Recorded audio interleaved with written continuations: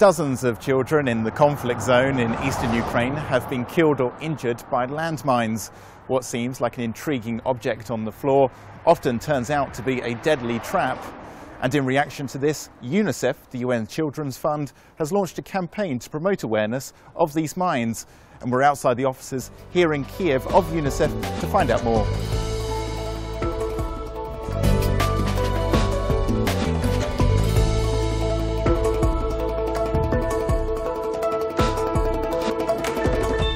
So Natasha, thank you very much for speaking to us at Ukraine Today.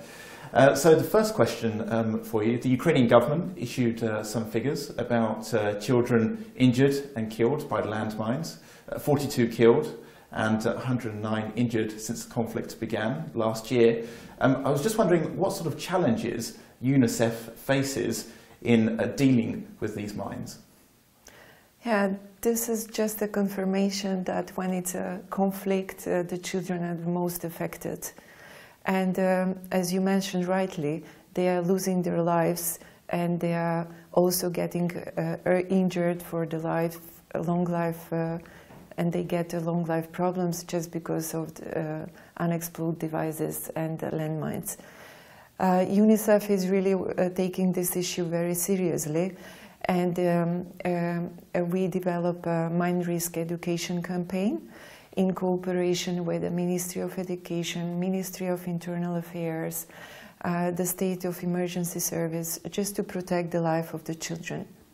Why we think this is very important? Because children are playing with these devices, and they are small enough, kind of colorful, that are taking their attention, and then playing with them, they're exploding, and the casualties are what you mentioned. Mm-hmm. Unfortunately, our estimates are the numbers are higher than you mentioned, but the Ministry of Health at the moment confirmed 42 children died and 190 injured. I see. And how do you promote mine awareness? Do you go to schools, or do you go straight to families or different organizations in East Ukraine? We have different methods because children are in different places. We are working with schools and school teachers and psychologists. We already trained on mine risk education more than 100 teachers and psychologists working in the schools. But as we know that some schools were affected, we also provided photo materials, DVDs, and we use internet as something that children and young people use a lot these days, and we publish a lot of materials that are important for education of the children online as well, to reach as many children as possible. Mm-hmm. And what's the biggest challenge that UNICEF faces in spreading this awareness, do you think? It's really very important to reach all children for us, and those that are in more isolated areas where the access is affected, it's really not easy to reach all children at the same time. However, we are using the community-based organizations, civil society organizations to really go through every village and every small town, not only just to have a campaign in the big cities. I see. And you have connections in the militant-held areas of eastern Ukraine, not just the government-held areas? You know, UNICEF is working for children, with children and their families. We want to really support all children regardless where they are. That's why we are providing an education campaign in as many places as possible, including in non-governmental control areas. Mm-hmm. I see.